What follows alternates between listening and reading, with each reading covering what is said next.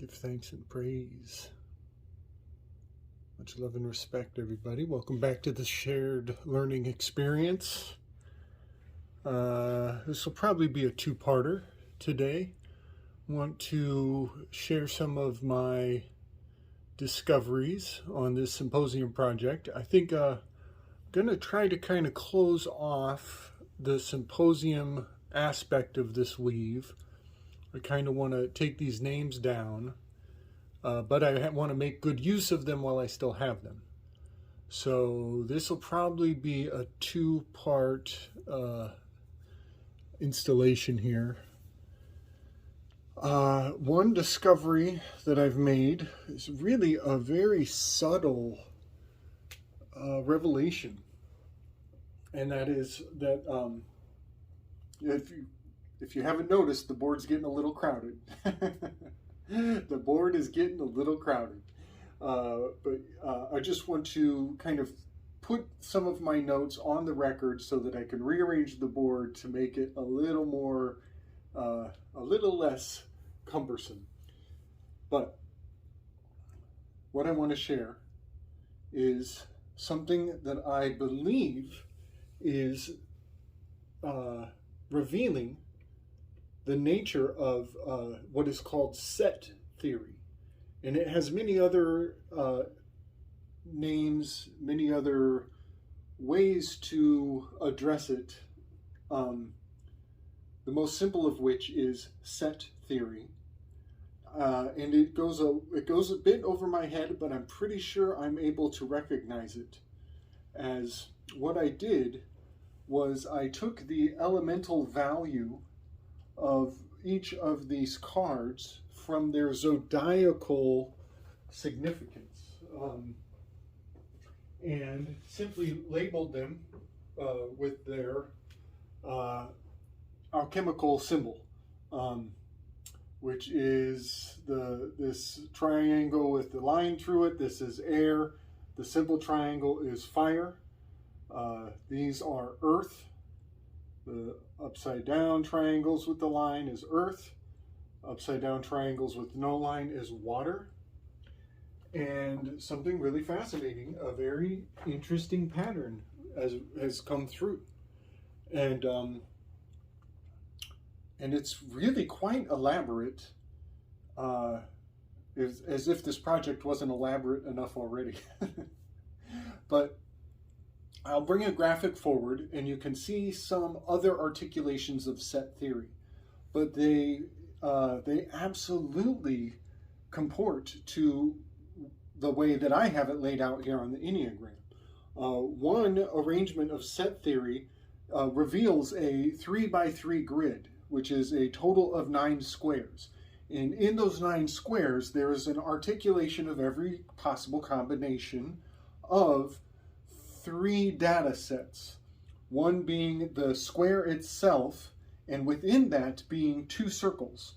And essentially they've generated the Visica Pisces with those 2 circles, and then there's every combination in the 3x3 grid, every combination of the relationship of those 3 things. And I am blown away because I think we are seeing where 2 or more are gathered, there I am. This is the Jesus fish, the ichthus, the XI.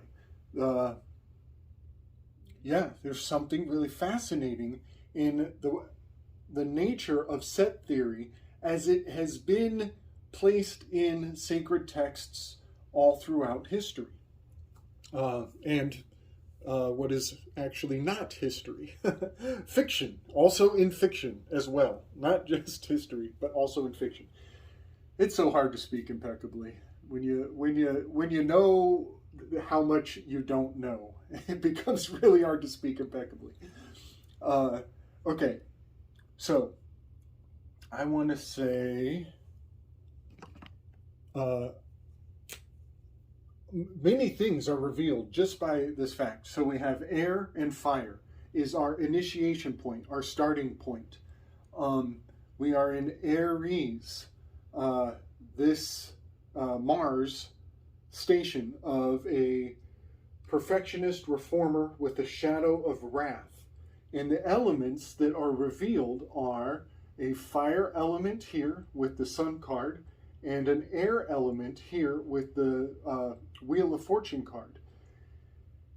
And something kind of tricky happened for me when I laid this out, because now keep in mind, I'm starting off reading left to right. I'm starting with the card number 10, reduces to a 1. I'm putting it from the first position. And then the next card is 19, reduces to a 1. So it takes the second position. And that's easy enough when you're on this side of the wheel.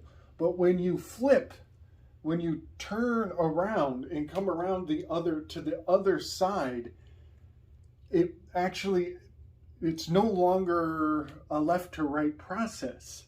So please keep in mind, you have to rotas, which is the instructions that is on the Wheel of Fortune card in most other decks. It says to rotas. You must rotate your mind. You must be able to think bidirectionally. You have to have a Bostrafadan perspective to see what I had to do. When I turned the corner here, I had to put the earth element, which is Hierophant, I had to put him on the left-hand side. And then the fire element, which is Sagittarius, this art card, sometimes it is the Temperance card, is fire. So I had to put her second because she's the larger number. So here in particular, it's extremely obvious because we have Gemini is the lovers, that is an air sign, and then we have Capricorn is the devil card, which is an earth sign. So you will notice that while I put the devil card on the exterior of the ring, in reading in English, I had to put the air first and the earth second.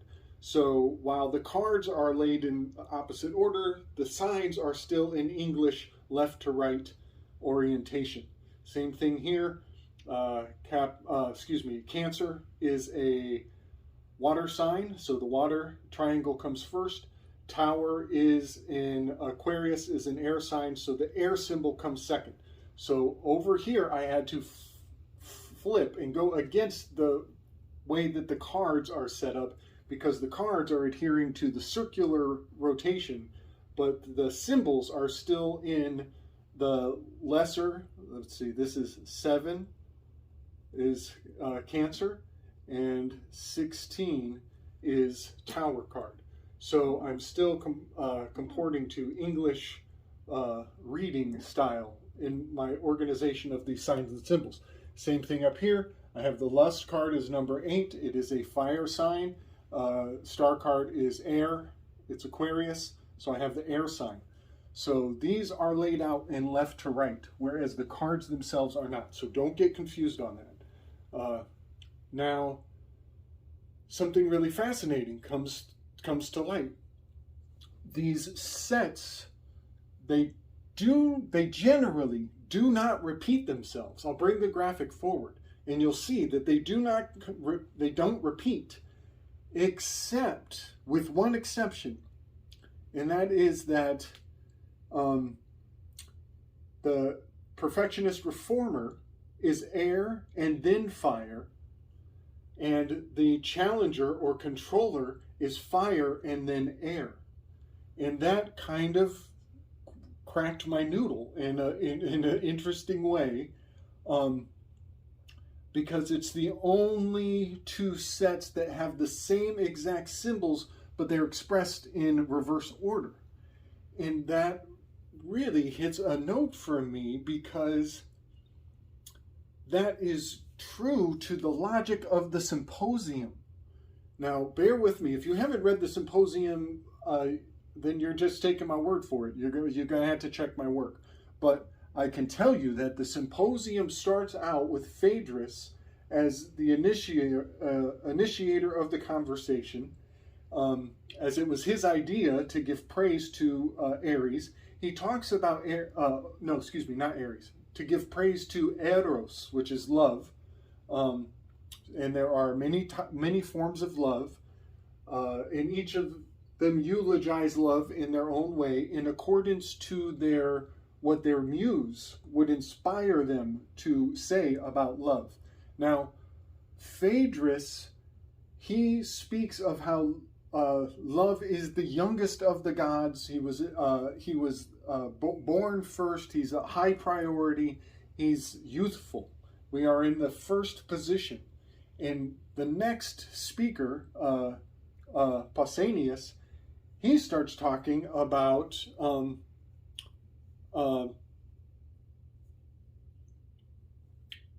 pederasty and adults having a relationship with youth.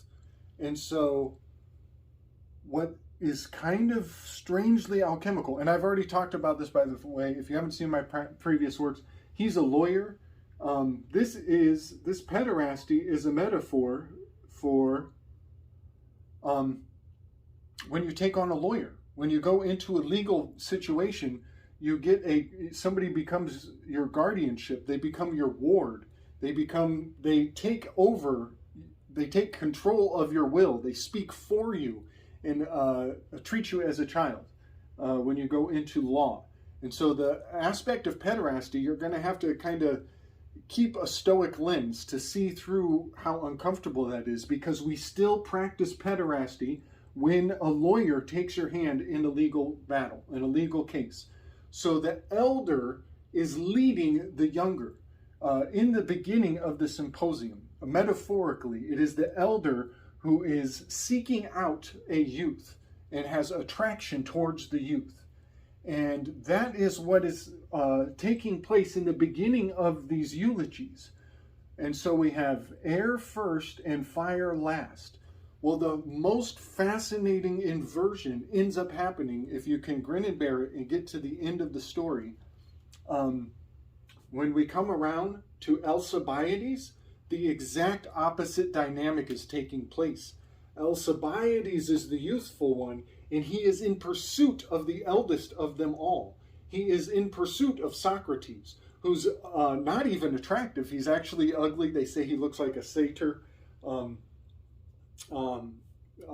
an old war veteran, basically. And for some reason, the youthful one is seeking Socrates out, and Socrates is refuting his advances. So there is an alchemical wedding where we start with the elder seeking out the younger, and at the end, the younger is seeking out the elder. And now this has many metaphors in reality still today. This kind of complies with my theory about our relationship to our higher self, to our higher potential. I believe, I'm just going to say it, I believe that our divine twin, our daemonic self, our big brother, if you will, the placenta, it ages in reverse. It comes towards us from our day of death and meets us in the middle. That is the coming to Jesus moment. That's the midlife crisis. It's the dark night of the soul. It's the chapel perilous. Whatever metaphor you want to use to speak of the moment when your placental, daemonic, higher guiding force meets you in the middle of your life, that will be right down here, where the roles become reversed. And from that point forward, you become the elder, and your higher self actually becomes more and more childlike as you come closer to death in your late age. And if you think backwards on when you were younger, it was your higher self who was the guide, holding your hand, guiding you along, giving you a strange, subtle, still small voice, helping you along the way. So the roles become reversed as you come into the later years of your life. And I know that probably sounds very weird to everybody, but what I'm trying to say is it is quite fascinating that the only two alchemical elemental signs that repeat themselves in a reverse order, in that air comes before fire, and here it is fire that comes before air, when they finish off the symposium. Now, there is quite a bit more to all of that. I think about one thing I might do is I might come back to these elements and look at it alphabetically, in that this would be an A, 1, and a J, 10. And this would be a B, 2, and a K, 2. Also a T, right? 20. B, K, T. Something to think about. It's something to think about. Am I missing one here? Let me think. An S, AJS. AJ and S, BKT. I might consider going through with the gematria and looking at this set theory that the elements of these tarot cards has kind of brought into my purview. Just something to think about. I'm not making any promises, but that is kind of maybe a worthwhile endeavor. Now, next, I think I want to very briefly, I want to talk about a few random discoveries that I've made. I think that this card, I've associated this card with Cecil Rhodes. This is the Cephas constellation. He is the emperor of the zodiac. Strangely enough, he is in Pisces, and his wife, Cassiopeia, she is right on the equinox. She's on the queen ox line. And she is actually in Aries. However, there is a bit of a role reversal going on, and I think there's a good reason for that. There's a good reason for that, and it has to do with the story of Cassiopeia and her husband, who is actually Ayapa.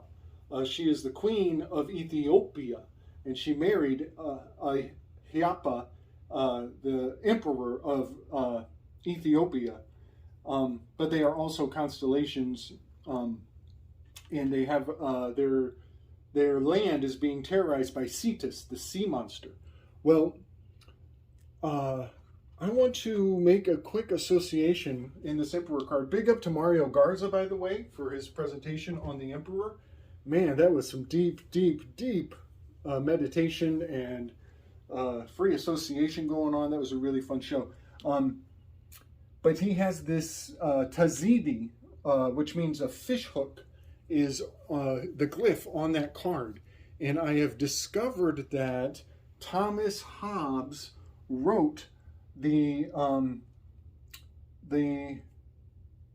what's it called? Typhon.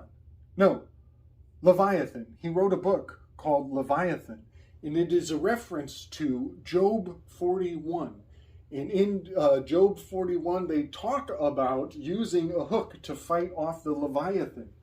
So I want to put Thomas Hobbes and King Charles I, because Thomas Hobbes was very pro-monarchical.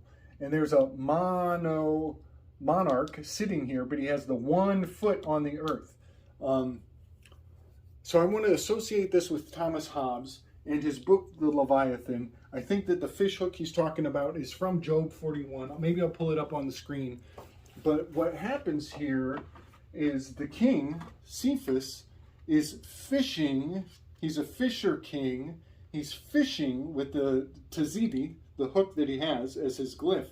And he's trying to use the monster as a political tool to manipulate the masses. We'll just say that. You got to keep the masses in some degree of fear so that they constantly require obedience to the king. So there is actually, this fisher king is a homeostasis of good cop, bad cop, that a monarch must keep always in balance, so that the people have a perpetual sense of the social contract. Thomas Hobbes is the godfather of the social contract. And we still use that term today, but nobody talks about the fact that that comes from a monarchical time period, from a paradigm that is long dead and gone. And ever since we chopped the head off of King Charles I, sovereignty dissolved unto the people. It's a very crucial point in history, the cutting off of the head of King Charles I. But I'll just kind of leave that there. I'm going to put Hobbes and his Leviathan writing. I'm going to associate that with this Emperor card as a earlier influence to inspire this card. I think the Duke of Orange comes into play to some degree, but I'm still holding on to Cecil Rhodes, because Cecil Rhodes was a conqueror, a colonialist who invaded and bought out, dominated, destroyed Rhodesia, where we now call Kenya. So it has that African Ayapa aspect. The king of Ethiopia, it still has that African root to it. And that is something really worth considering, that the emperor should be an African king. The empress should be an African empress. In many contexts. It's just something to really keep in mind. So another thing I wanted to talk about, and I've been kind of forgetting, because it is a very subtle, just a subtle reveal here, is the RST of Aristophanes, and how RST is a very sacred arrangement in our alphabet. On the seventh day he rested. That is talking about a great many things, and it encodes. So this is 18, 19, 20. You add 18 and 19 together, you get 37. And then you divide it by the T of time, divide it by 2, and you get 18.5. That is a lunar standstill. Lunar standstill. Right in the middle of the word lunar standstill is this RST. It is a prolonged eclipse period. And the lunar standstill is a sacred eclipse, and eclipse magic invokes the comedy tragedy masks. Because the arc of the pathway of the eclipse is either a frowning arc or it's a smiling arc. And also, when you put a mask over somebody's face, you are eclipsing their face. And so having this tragedy on one half, on the thinking aspect, and comedy on the feeling aspect is very paramount. In Enneagram work, they actually refer to the 4 as a romantic tragedy, tragically romantic, or even, I think that's the word they use. So in a lot of Enneagram work, you'll see the word tragedy referred over here to this feeling side, which does make sense. Tragedy pulls on the heartstrings. But I want to say that it is a tragedy how people in the thinking group are in such vicious denial of their emotions.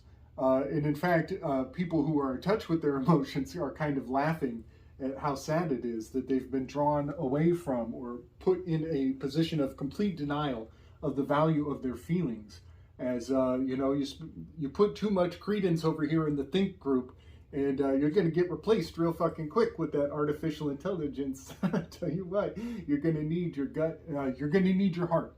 You're going to need heart in the age that is coming. So I just wanted to talk about that the RST of Aristophanes, him being a comedian, it definitely invokes the spirit of eclipse, but not just any eclipse. The lunar standstills are unique. And then I should say this, that the 2 lunar standstills, they happen on a particular axial alignment. They happen on the sagittal line. Sagittal line is the split of your brain. This is why I put my Sagittarius pointing up into the springtime. Because the lunar standstills are... I might bring my star chart out. Lunar standstills are right in here in the springtime, basically, on this axis. You can say Sagittarius to Gemini. You could say Scorpio to Taurus. Here, I'm going to share my hand-drawn star chart. Look at that. Perfect timing.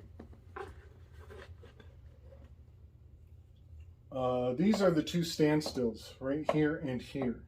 And they balance each other. They are 6 months apart from one another. And this one is technically right in here between Gemini, Auriga, and Orion. And the lunar standstill on the south node is basically in, let me see, yeah, right in between Scorpio and Sagittarius and Ophiuchus. So that's kind of and that, by the way, that graph is flawed. My sine wave on that graph is not the way the sine wave should be arranged. But I just thought I would share this lunar standstill axis. I think it has a great deal to do with Auriga, the charioteer, as he was born with serpent legs. So his stride would be drunken. He would have, his gait would be irregular. And he would have the Scorpio for his feet and Orion for his body, you know, a hero's body, but a monster torso. Or no, a hero's torso and a monster's legs. That's what I'm trying to say. All right, I think I'm going to cut there. Oh, no. I need to run through the virtues. And the virtues are going to make another appearance. But I just want people to ponder how appropriate it is for each one of these virtues to be in a beautiful, harmonious relationship with the vices of each station. The Enneagram does not talk about the Enneagram generally is about personality types, but the virtues of each personality type are just an ever so subtle difference. I think of the virtues, these virtues that I'm about to list, I think of them as a beautiful remedy. Like if you relate to a 9, then a beautiful advice for a 9 to get through their general dilemmas in life is to ponder diligence. So a 9 is a balanced peacekeeper with a shadow of slothfulness. And for a 9 to really dig in and do the soul work and really look at yourself in the mirror with an honest lens, the best gift you could give yourself as a 9 is diligence. Now, that's not to say diligence isn't freaking awesome for individual with a shadow of envy. Diligence is great for everybody, but it really hits home for the 9s. It is a gift to yourself. Now, 1 is a reformer or a perfectionist with a shadow of wrath. Doesn't it make perfect sense that the antidote to wrath is patience? Doesn't that make perfect sense? Now, hear me again. Patience is good for everybody, but patience is best for the 1. And that is what this Enneagram can do for us. It can give us just a little bit of a roadmap.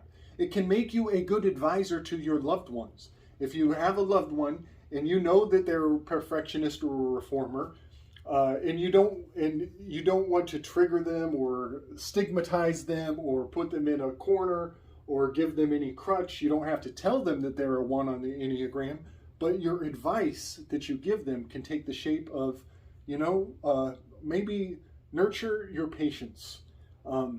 It's very helpful. It's very helpful to know these virtues. So yeah, there are subtle differences between the personality type, their vice, and their virtue, as the virtue is like the best medicine that you could give to that personality type. So just keep that in mind, that these are interchangeable, but they have a ideal placement for each persona. Next is a giver with the shadow of pride, a number 2 on the Enneagram. And for a persona who is struggling with their pride, where they're getting in their own way, then any aspect of humility that they can embrace or embody is absolute magic in the making. It's a beautiful thing. Number 3 is an achiever or a performer with a shadow of deceit. And this one I did not write out, but it is honesty. It's very simple. Honesty. Also, a lot of patience would serve performers quite well. Achievers, a lot of patience actually is a good combination. But it's very simple. It's the antithesis of their shadow. You know, if their shadow is deceit, and that includes self-deceit, self-deception, then honesty is very good medicine for that type of personality. And I think, I think a lot of 3s would agree. Number 4 is the individual with the shadow of envy. And envy and jealousy are ever so slightly not exactly identical. Envy is wanting what others have. Jealousy is protecting what you already have. And people should meditate deeply on what that means about Yahweh. Yahweh is not an envious God. Yahweh is a jealous God, meaning he is protecting what he already has. That is a very secretive characteristic. And any chance to mislead outsiders so that they will misunderstand and not perceive the actual way in the light of Yahweh is a boon for Yahweh's mentality. So Yahweh is not exactly a 4. I've thought of this very deeply, if you can't tell. But envy and jealousy are very closely related. They are kind of 2 sides of the same coin, you could say. I'm ranting. Kindness. Kindness is the medicine for a individual with a shadow of envy, for this 4 personality. And think about what this means for a comedian as well. That's another layer of this. Like, I don't have time to go into all the depth of the value of what I'm saying, but think of the standard comedian and how unkind they can be. And they do it with a smile. It's very beguiling that a person can be so aggressive with their comedic nature as an expression of their envy, and how if they put just a little dash of kindness onto their comedic flair, they win everybody over. There's something to be said about how people who have this defense mechanism of being a comedian, how a little bit of kindness turns them into an absolute superhero. All right. Number 5 is the observer with the shadow of greed. And this is not strictly financial. This is, greed in the infernal realm is actually demonic persona named Mammon. So if you were looking at it as financial materialism, it definitely falls in this 5. But the shadow of a number 5, the greed of a number 5, also relates to their information. They don't share the depth of everything that they have. It's very, they say that the Taurus personas, that they accumulate a lot. And it just kind of makes sense that has that aspect of greed. Same with Sage. The Sage-like Sagittarians is that they have too much that they have acquired, that they could never share it all in one lifetime. I definitely relate with that, to that. So there's an aspect of withholding or keeping or not knowing how to give enough. And so temperance, strangely enough, temperance is the virtuous value of for 5 personality types. And that is not in the aspect of alcohol. The temperance movement, it's strange because there is this relationship to the 7. Something draws temperance in its relationship to like moderating your consumption. Actually, temperance is very solid advice for a number 7 who is a glutton. So I just wanted to mention that. There is something really fascinating I'm not going to get into right now about the relationships of the 7s to the 5s. Something really profound in the collective conscious between the 7s and the 5s. And Nietzsche wrote about it overtly, but he never talked about the Enneagram. I read Nietzsche and I know about the Enneagram and I can see what he is actually saying. I have this map that I can actually see his work in a very unique way. I'm ranting. So a tragedian, the tragedy of the number 5, this observer, is much like an individual. They tend to be removed from society a little bit, disengaged in their own little way. Well, temperance is generally very good advice. And in the aspect of not taking in so much, take in just a little less so that you don't end up with all of this excess baggage, so to say. Okay, moving forward. Number 6 is the loyalist with the shadow of fear. This is very simple. It's much like the number 3 was ever so simple. If your shadow is deceit, honesty is your virtue. If fear is your shadow, then courage is your virtue. But something I wanted to say was there are really interesting synonyms, and there's a lot of value in looking at the synonyms of these personality types. If fear is your shadow as a number 6, then daring is a synonym for courage. Also, valiance is a synonym for courage. And I think that's really something to think about. Courage, daring, and valiance as a cure-all for this 6 persona who is missing in the Symposium. And in fact, Alcibiades comes down and takes this position as he dances into the room and tries to sit between Socrates and Agathon. It is very daring of him. He's embodying valiance and courage in a most fascinating way. And I will point out, courage is generally associated with the lion, with the Leos, with being lusty. You know, people think that somebody who is in touch with their lustful side has a lot of balls. They got a lot of grit, a lot of guts. Just a lot to think about there. But yeah, daring is the cure to fear. Valiance, courage, and daring cures the fear of the number 6 position. Number 7, Socrates. Number 7 is an enthusiast with the shadow of glutton.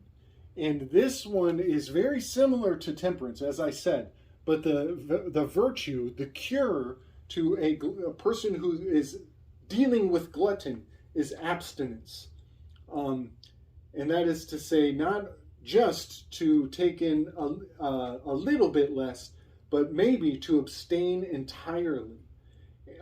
In this position, it hits a chord for me in a very interesting way. You know, we got water and we got air. Well, I'm thinking about Alcoholics Anonymous and how it's like, how there's I'm looking at the subtle difference between abstinence and temperance. Temperance is to take in, to modulate, to moderate your intake. And abstinence is to take in none at all. It is kind of a totalitarian mentality. And there's a lot to that. But I just wanted to make that statement now, that the abstinence is the cure to a enthusiast with a shadow of glutton. Seems to be there's something intolerant about this cure-all. It's like, it requires a strict mentality, a strict procedure. It's very cut and dry, which is very true to science. Socrates is this mystagogue of science. They are not really into the wishy-washy, this and that, and this and that. It's very fascinating that abstinence is their choice virtue. All right, ranting. Moving into the number 8 is the challenger with the shadow of control, with the shadow of lust. So if you are a controller with a lusty shadow or a controlling shadow, chastity is your virtue. And that's very similar to abstinence in a fascinating way. But yeah, chastity is the virtue. Now, and then diligence. Like I started out, if you're balanced peacekeeper with the shadow of slothfulness, indecisiveness, indolence. If you have a lot of indolence expressed in your struggles in life, then diligence is the cure for most things that that personality type will struggle with. So that is a quick rip through and a quick pass on the virtues. Now I'm going to take a breather and come back one last time, and this is going to be a long run, but I'm actually going to read through the Symposium step by step. I'm going to extend myself to the extreme and actually read lines out of the Symposium generally in the order as it lies out in Plato's Republic. And I want to really substantiate for myself. This is really self-serving, but I want to substantiate these personality types of how it is that Phaedrus embodies this reformer. And by the book, I'm literally going to go by the actual Enneagram instructional manual, and I'm going to find examples of Phaedrus embodying a reformer, a perfectionist, and I'm going to even reveal his shadow of wrathfulness and talk about examples straight out of the book, line by line. So this will be a long one. Probably might be my least interesting Slick Dissident installment, but I'll do my best to keep the spirits high. All right, everybody. Give thanks and praise. Much love and respect. Be right back. All right. Give thanks and praise, everyone. Welcome back. I imagine you didn't go anywhere. So I'm really trying to wrap my head around what the best way is to go through this process. And what I think I'm going to do is I'm going to bring 3 lists of 9 aspects of the Enneagram on the screen. I'm going to put the 3 lists up, and then I'm going to read through the Symposium in order, in its chronological order. I'm not going to read the entire thing. And as I come upon the characteristics that reveal the nature of the Enneagram within the Symposium, I will highlight that characteristic on the screen. So this will be done primarily through my absolutely stunted editing skills. Yeah, we're going to count on my technological savvy to try to get this one to work. So bear with me. This is experimental, to say the least. So I'm not starting at the beginning. I'll bring up, well, I guess I'll read through these, 27 different natures. Now, what is going on here is that the first list is called the wake-up calls. I'll just kind of explain this. The wake-up calls serve as an indicator that we are moving from the healthy range of our type to the more fixated average range. This is a clue that we are becoming more identified with our ego and that conflicts and other problems are sure to arise. It's like a pre-drama indicator.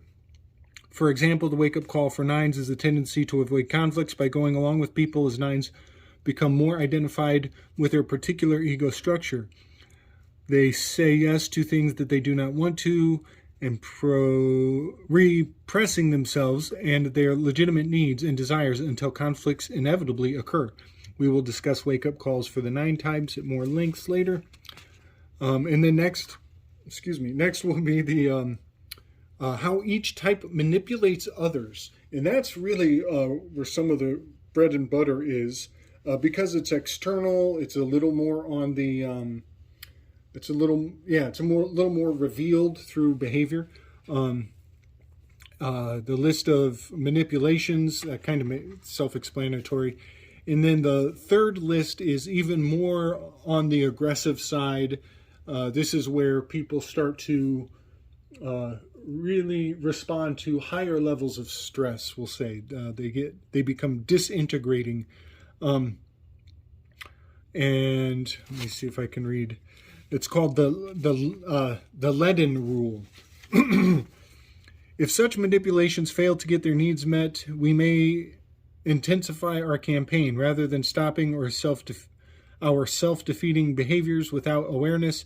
We tend to employ them more aggressively. At this stage, we are not merely trying to get other people to support our ego agendas, we are forcing them on others. Ego inflation is at its maximum, and we act out our anxieties and aggressively pursue our basic desire, either overtly or covertly. We have discovered a feature of the types that occurs at the bottom of the average range. We call this feature the leaden rule, the opposite of the more famous golden rule. Isn't that funny? Lead and gold, right? Saturn versus the sun. This leaden rule, if the golden rule says, do unto others what you would have had them do unto you, the leaden rule states, do unto others what you most fear having done unto you. So it has a lot to do with projection, this third list. So I'm just going to read through the list, but I will bring them up on the screen. And you can kind of consider, as I go through the ones, the twos, each one of these on the list, just kind of consider both the personality type and, if you've read the Symposium, also consider how it applies to each character in their seating arrangement. And just remember that number 6 is like a space, it's an empty seat. And remember earlier in this installation how I talked about we begin with the youth being pursued by the elder. And at the end of the Symposium, it is the elder who is pursued by the youth. So there's a bit of an inversion going on. I want to talk about I think his name's Apollodorus. I think I've said his name wrong 5 different ways. I should write it on here. Apollodonus or Apollodorus. I think it's Apollodonus. He's the storyteller that is narrating fourth hand the events of the Symposium, even though Plato is the one who has written it out. Plato is the author. Apollodonus, I think it's Apollodonus, is the teller of the story. He's the medium. He also takes this 6th position to some degree. He fulfills that personality type, but he is a young admirer of Socrates, and he is very similar to Alcibiades, and they both come into the 6th position in interesting ways. So I just wanted to put that in light of the idea that the youth is pursued by the elders in the beginning of the Symposium, and in the end it is the elder pursued by the youth when Alcibiades comes and takes the 6th position. So Alcibiades and Apollodonus are like the two ends of this alchemical process. which is, again, relayed through the alchemical signs of air and fire versus fire and air. It's totally fascinating to me, the set theory that is revealed by the tarot cards when I put them in their numerological coincidentia repositorum is another name for enantiodromia, when I marry the opposites, when the opposites run their course. So funny how many terms there are for such similar concepts. Okay, I'm ranting. I'll run through these three lists. Just imagine each one of these personalities, or yourself, or people in your life, and how these descriptions will resonate with your own personal experience. Okay. Starting with wake-up calls. Number one's feeling a sense of personal obligation to fix everything themselves. Very much like Phaedrus. He's the one who proposes the entire process. Number two's believing that they must go out to others to win them over. Think of Pausanias and his seeking and his description of love between an adult and a young person. Number three, beginning to drive themselves for status and attention. Totally, as Eryximachus, and at first, Aristophanes is in this position, and his hiccups kind of draw attention to him too. So there's a bit of a switch going on. And I should maybe, this switch between Eryximachus and Aristophanes, it actually does comport to the order of the zodiac. Because I have here, because Cephas actually comes first and Cassiopeia comes after.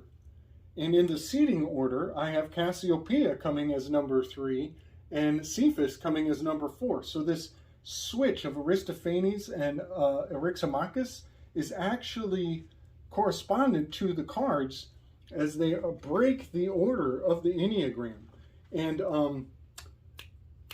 Aleister Crowley talks about that in the tarot cards. He actually talks about doing this pivot, this swivel on the axis of switching the Emperor and the Empress.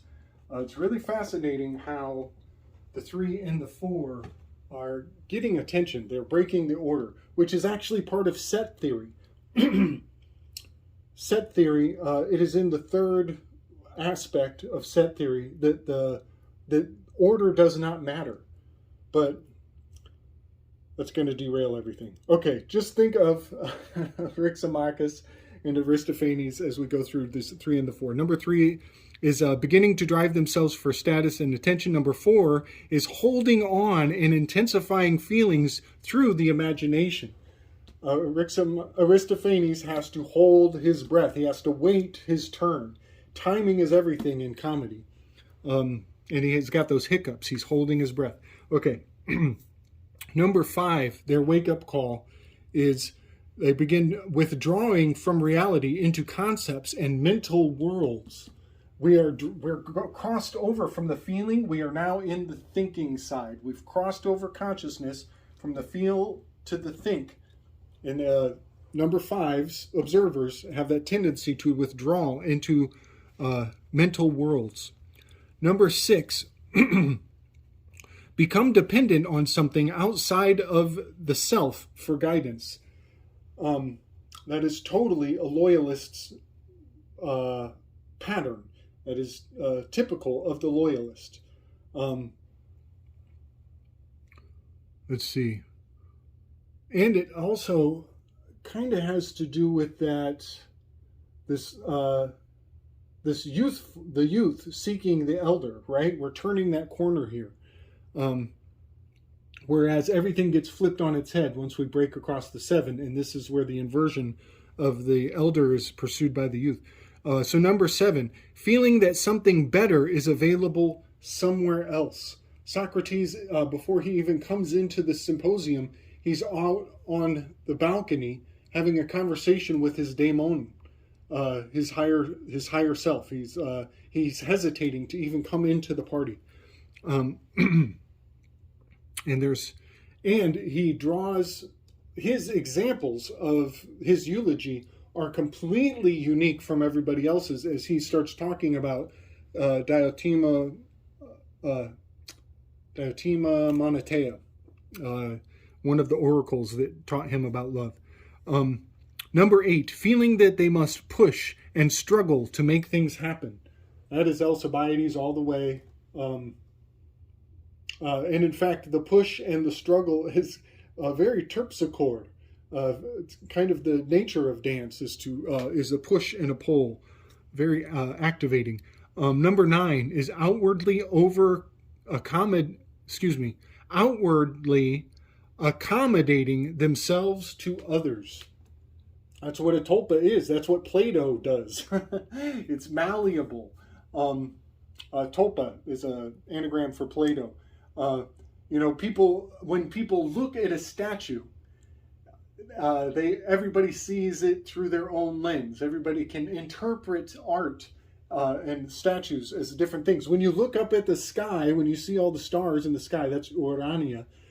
Some people see freaking butterflies where other people see dogs. Okay. Now the next list is how each type manipulates others. We're going to run through again, and we're going to see that under a slightly more stressed situation, we're intensifying the stressors on the personality type, and they begin to become a little more perceivable, a little less passive, a little more aggressive. So number 1's, by correcting others, by insisting that others share their standards. Now notice that this is very much a matriculation from the wake-up call, which was feeling a sense of personal obligation to fix everything themselves. Now they're starting to insist that others share in that need to fix things. Number 2, by finding out others' needs and desires, thus creating dependencies. This is Pausanias, where he's talking about seeking out a youth and generating a dependency on a situation where the child becomes a dependent. It's like he's talking about adoption. That's what lawyers do. They need to be needed. If you didn't need a lawyer, the entire industry would collapse. This is government. This is the giver monster, the giver with a shadow of pride. It's so fascinating. It's so fascinating to me. Number 3, this is the achiever performer, shadow of deceit. By charming others, they adopt whatever image will work. I don't think I have to even say anything. This is also relates to Machiavelli in a fascinating way. It's so interesting. Number 4, by being temperamental and making others walk on eggshells. Aristophanes literally talks about the creation myth, how Zeus cut humanity in half like boiled eggs. The walking on eggshells thing is kind of tripping me out, how the egg keeps coming up. Even in the Navratri, this number 4, the 4th day of the Navratri, was talking about the primordial egg. For some reason, the egg is constantly coming up in this number 4 position. And I will say this, huge weave here. But Cephas, the emperor constellation, is an upside down house, and his toe is pointing at the North Star. So for them to even in the Enneagram talk about the personality type walking on eggs, it blows my damn mind, because his toe is literally pointing at the North Star. The prime ordeal. The prime ordeal egg. That is a birth reference. That word is talking about your birth. It's also talking about Capricorn. Okay. Number 5, by staying preoccupied and by detaching emotionally from others. That is the observer's more intensified stressor signals. Number 6, this is a loyalist with a shadow of fear, by complaining and by testing others' commitment to them. This whole thing is a test. It's called the touchstone. It's called the test. And they are eulogizing love, erato. Eros. They are each touching and testing their grasp on eros, on love. Lover's card. Number 7, by distracting others and by insisting that others meet their demands. Socrates literally tells the others, hey guys, look, you're going to have to let me talk the way I talk. I'm not a fancy master of rhetoric. I'm not a frickin' lawyer. I'm not a comedian. I don't have your guys' abilities, so you're going to have to let me do this my way. So he literally demands that others do as he says. And then he goes around and starts grilling them on the things that they said. I misread that. By distracting others and by insisting that others meet their demands. Yeah, that's what Socrates does. He asks them all to give him permission. And then by number 8 of Alcibiades, by dominating others and by demanding that others do as they say. And that's what he does. He tries to wiggle his way into this 6th position.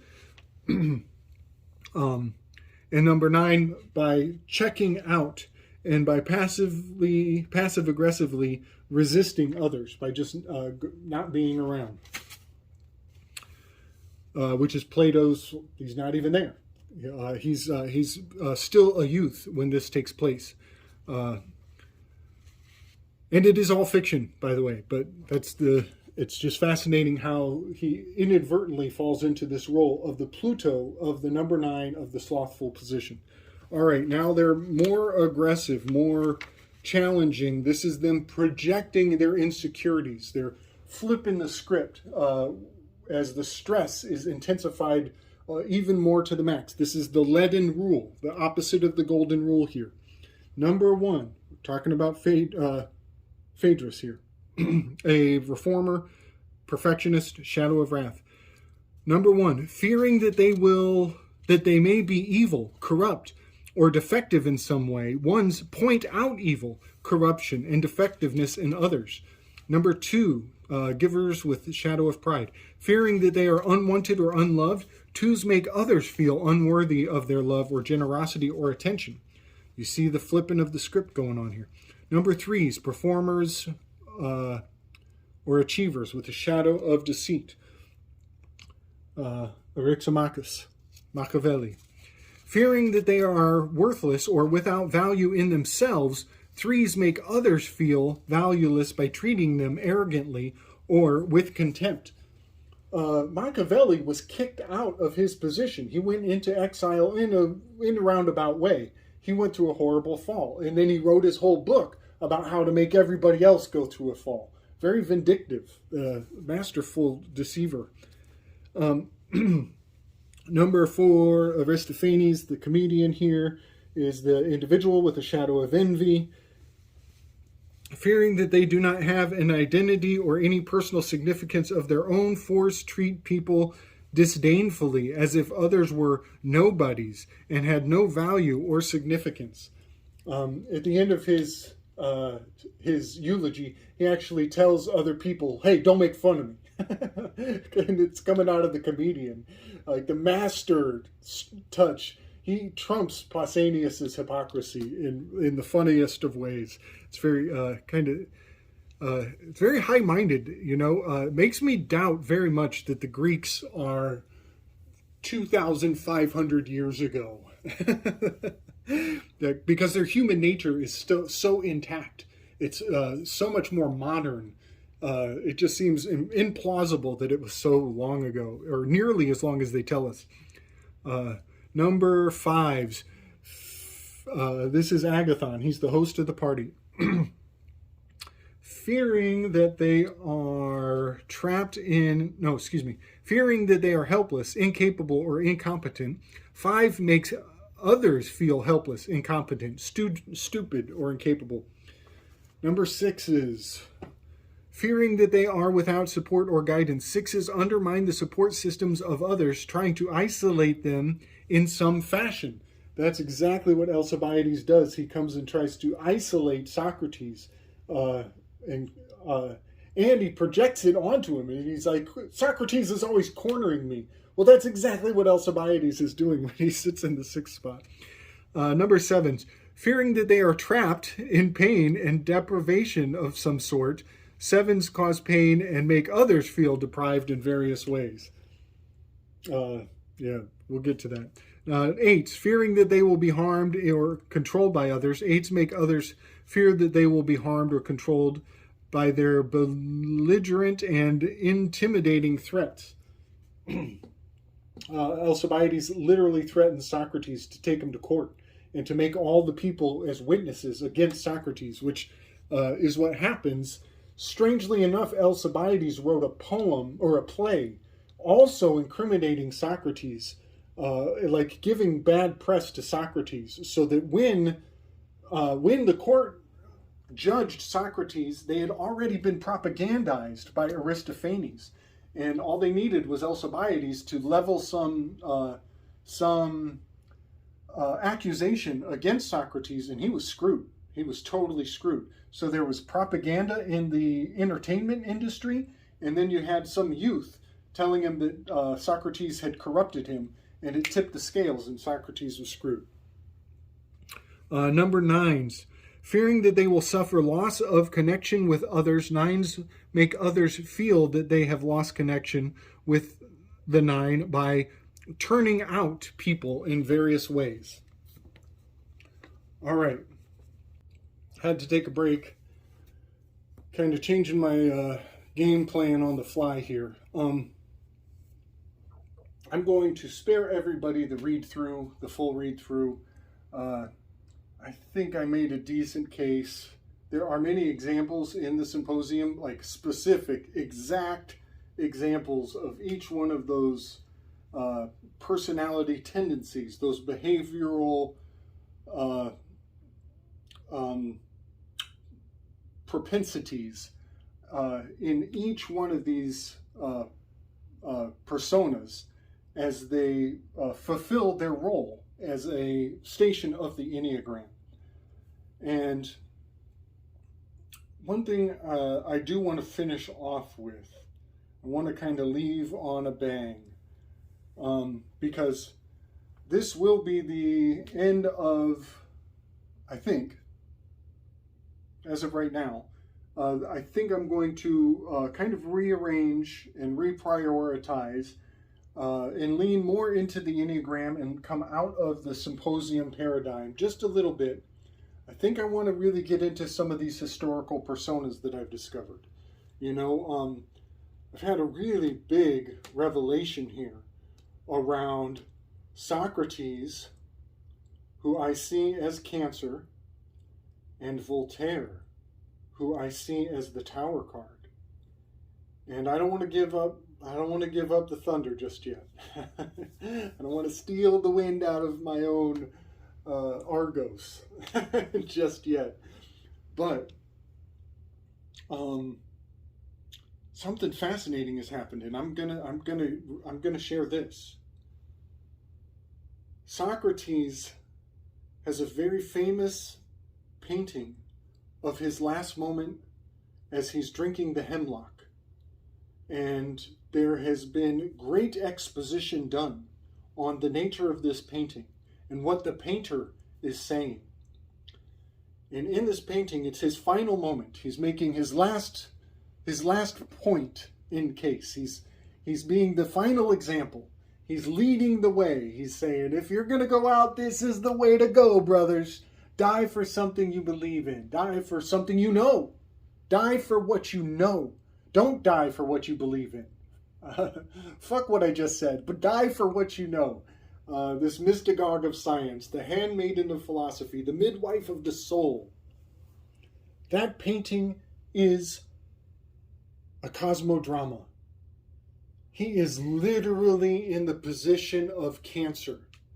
You take the painting and you take the celestial bodies and you put them side by side, and you will see that Socrates is Cancer.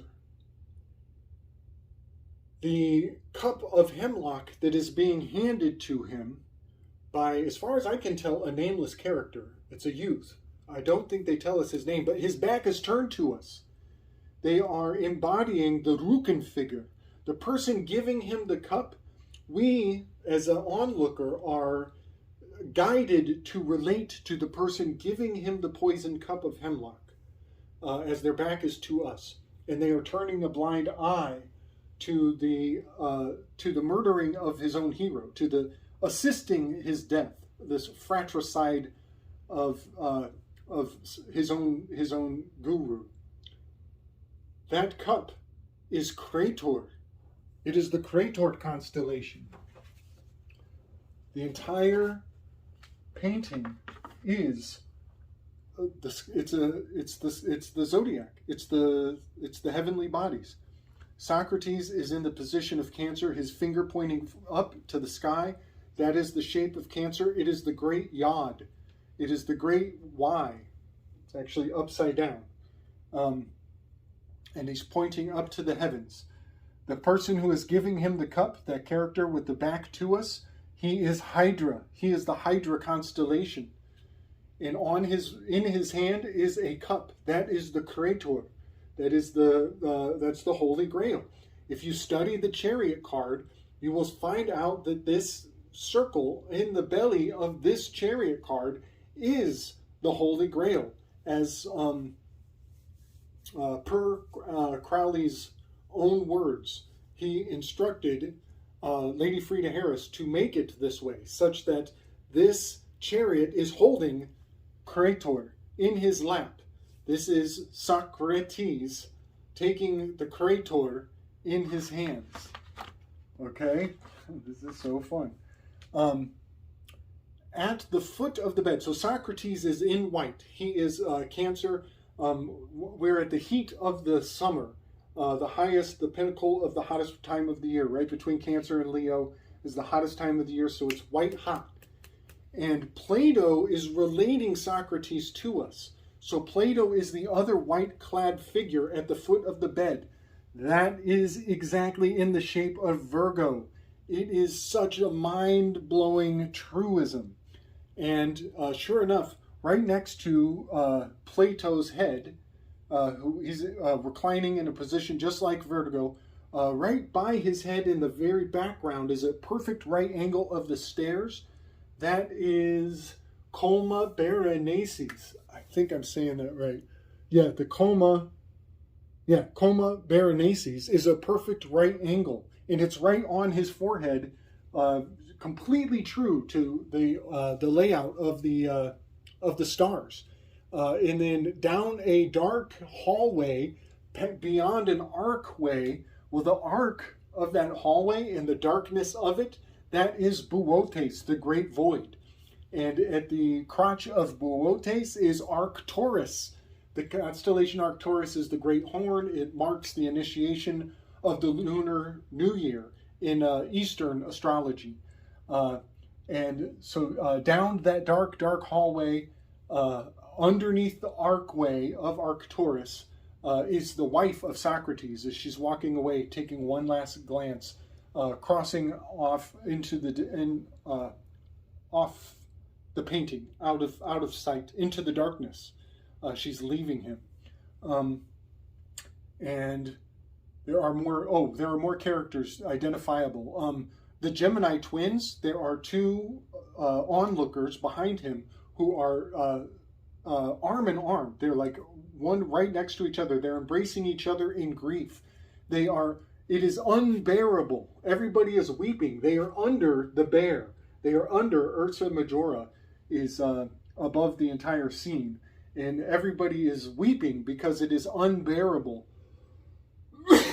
that he is suffering so badly. And then there's a final character at the very edge of the painting who has one arm lifted to the sky.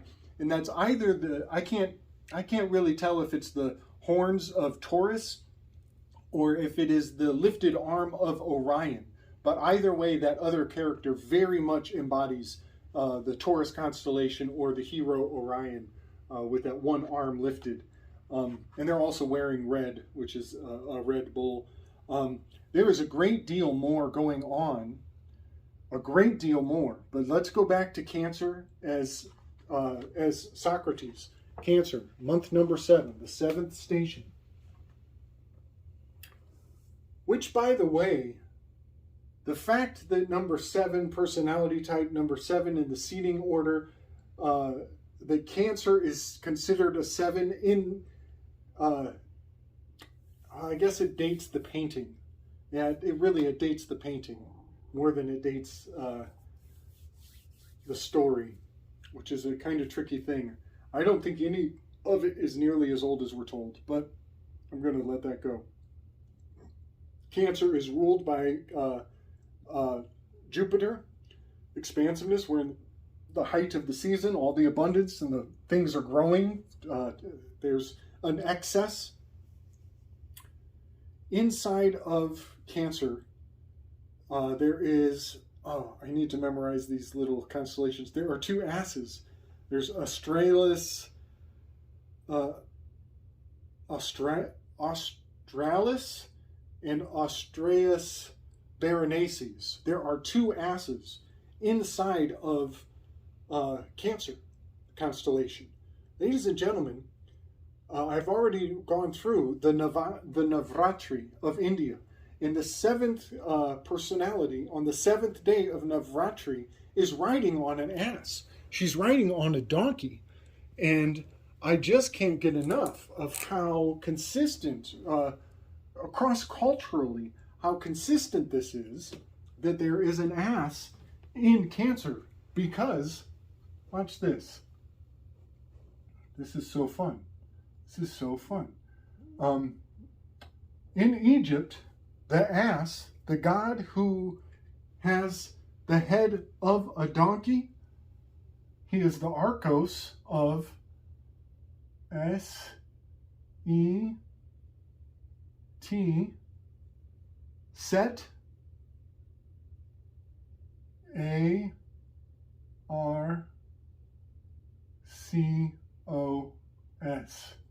He is the Archos of Set.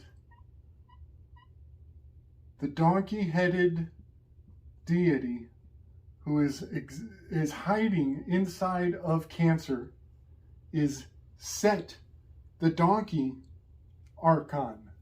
The controller of Set is Socrates.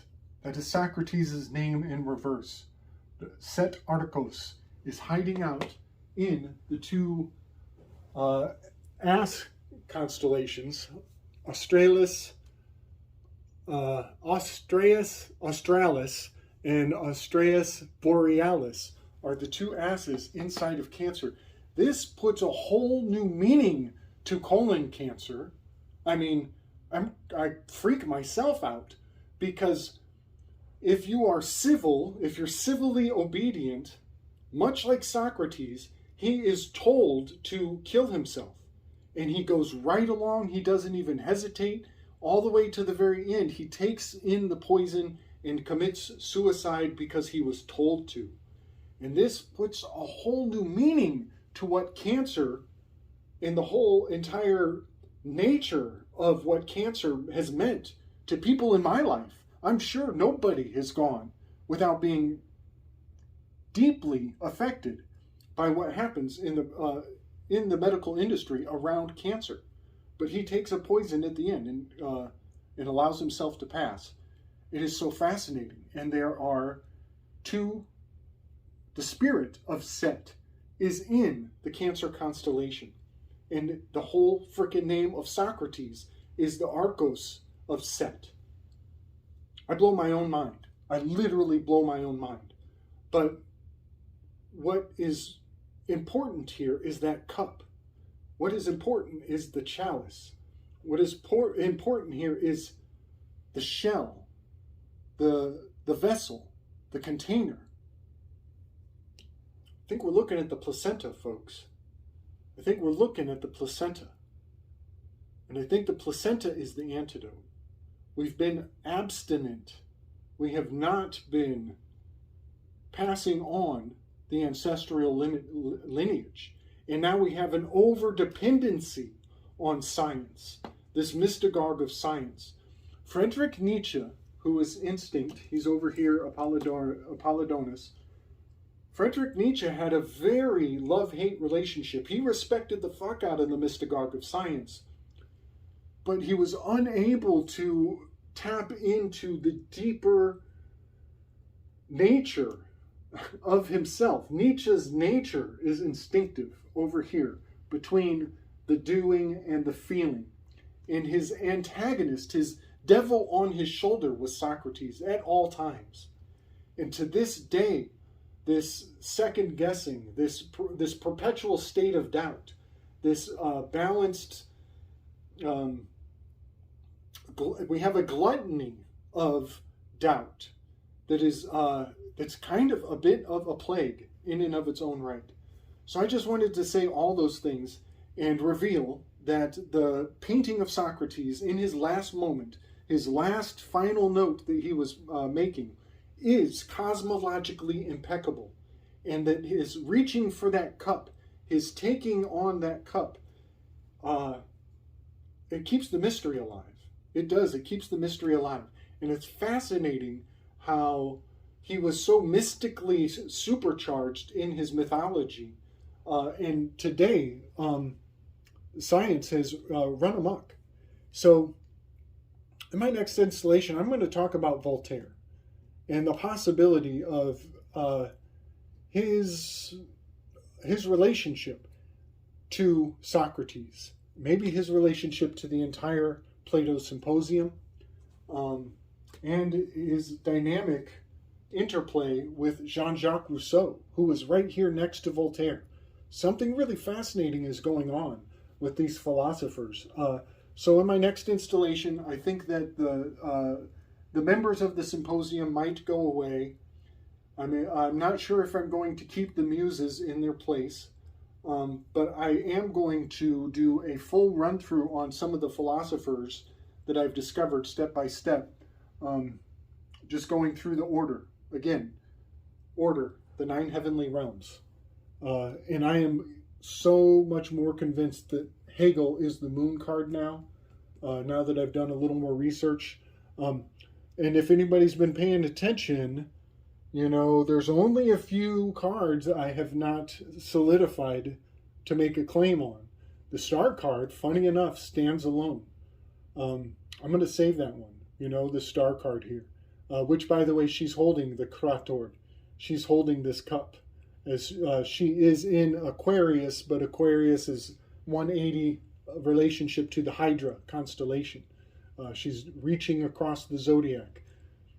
And yeah, that's totally Krator in her hands. I'll reveal that in the next one. I think she's the only one I haven't given a name to. I haven't made any real bold claims other than Jizlion on this lust card. Maybe I'll give those a couple of philosophical identities, and then we'll have a full circle. We'll have brought this entire thing to a close. And also on my next one, I'm just kind of going by the seat of my pants here. I'm gonna. So we did. These are the virtues: diligence, patience, humility, honesty, kindness, temperance, daring, courage, valiance, abstinence, and chastity. Those are through a Catholic lens. I want to come at them one more time with the Nietzschean virtues. I'm going to bring in some of the Nietzschean virtues, so you will notice that some of these might get trumped in my next pass when I rearrange the entire board completely. All right, everybody. I hope you're ready for a grand reset on the Slick Dissident Shared Learning Experience. Hope you're having a lovely, lovely eclipse season, and being kind to yourself, to your elders, and to the youths. Give thanks and praise, love and respect.